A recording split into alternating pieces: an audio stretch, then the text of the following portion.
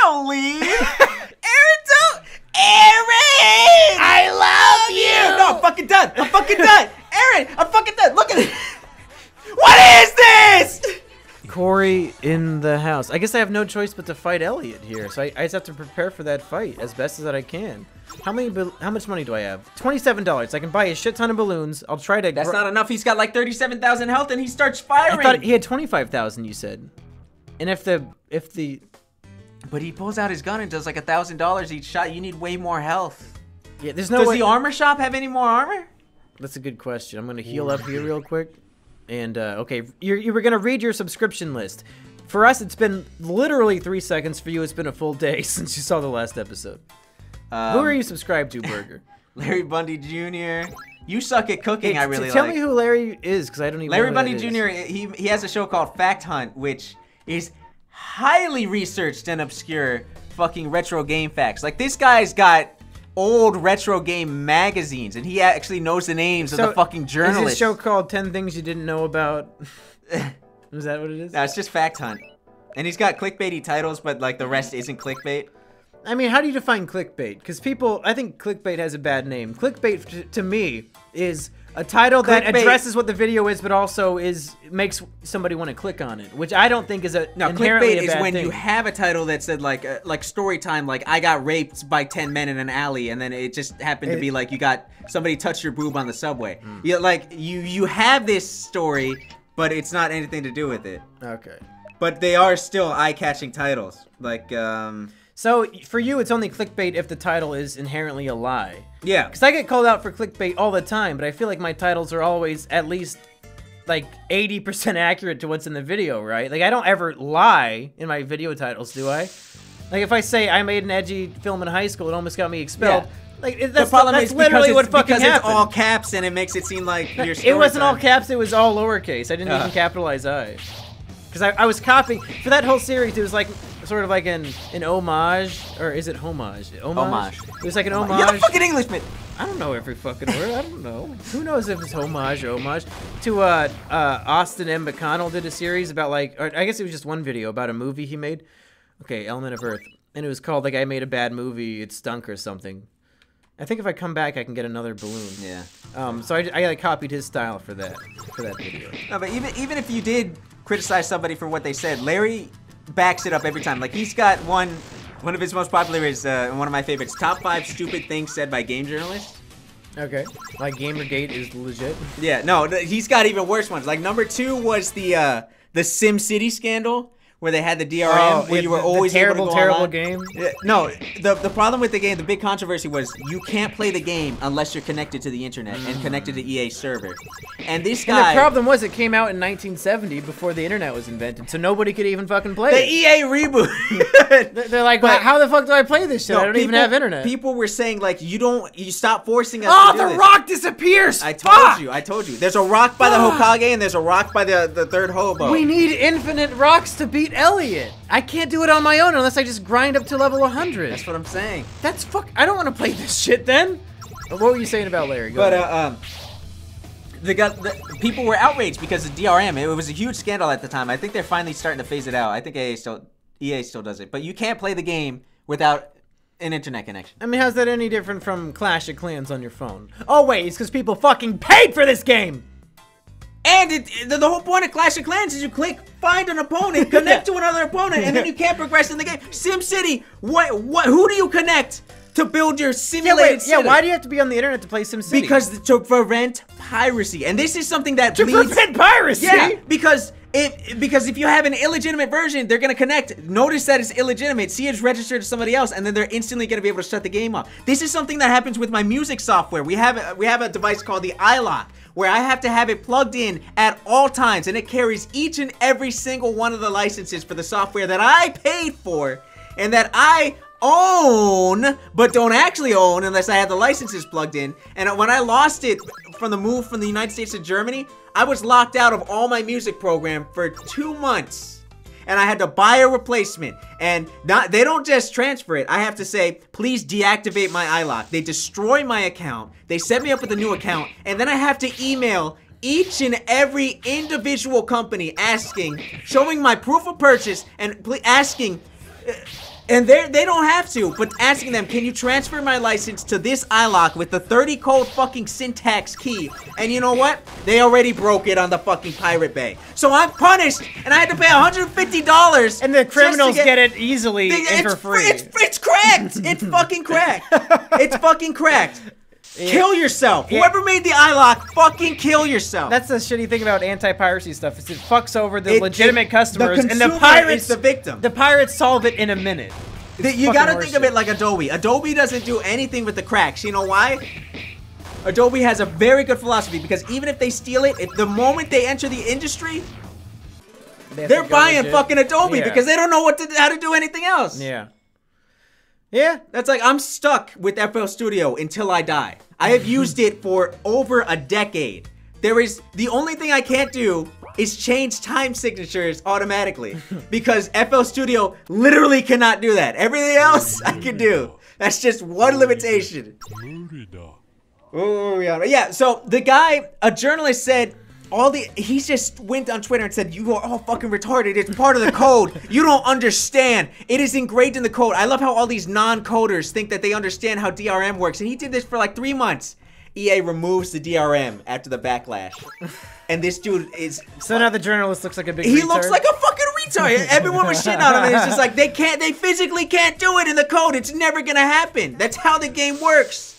And then they just we're fighting Elliot again. Let's see how I do on my own. But without the OP character to help me. But the number one was, you ever played an FPS before? What's that? First person shooter? First person shooter? Like Call of Duty? Yeah, Call of Duty, right? Fucking Call of Duty. One analog stick. And have you ever played like GoldenEye, like an old N64 No, I haven't played those. You would move with. How did it used to work back in the day? I don't know. You tell me. Oh, now he's gonna start shooting me. Yeah, I'm dead in one hit. You would move. This is impossible with one person. What was I fucking thinking? Of course it's impossible with one person. You would move and aim with one analog stick back in the day. Really? Yeah. It was too primitive. And a game came out, I think it was like Aliens or something. And it was with the DualShock on the PlayStation. And one analog stick moved you physically, and the other one aimed.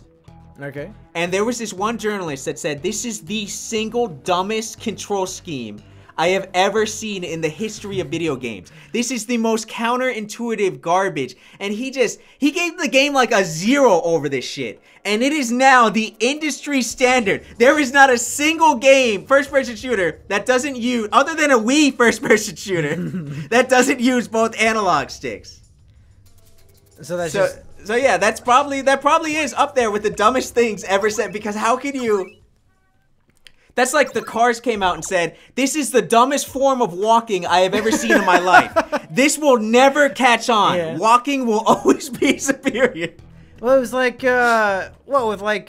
even television. They're like, oh, fuck television. Everybody's going to listen to the radio forever. Yeah. This is the ultimate form of entertainment. It's just television's a fad. Nobody wants to watch and hear media. Oh, you know the Orson Welles thing with the day the Earth stood still or whatever, where people actually thought the alien invasion was happening?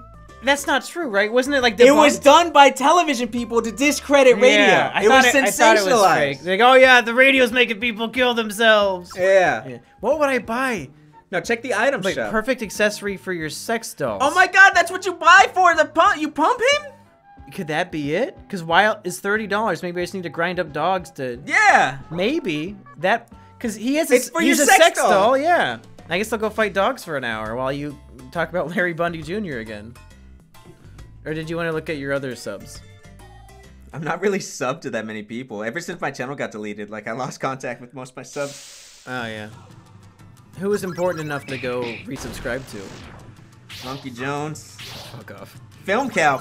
I've watched Film Cow since Who's Film Cow? The guy who made Charlie the Unicorn, Llamas with Hats. Wow. How many subs does he have now? It's gotta be like 3 million, right? I've watched him when he was on Newgrounds only. I was there from the beginning. Yeah, he's like an OG. He's only got 1.6 million.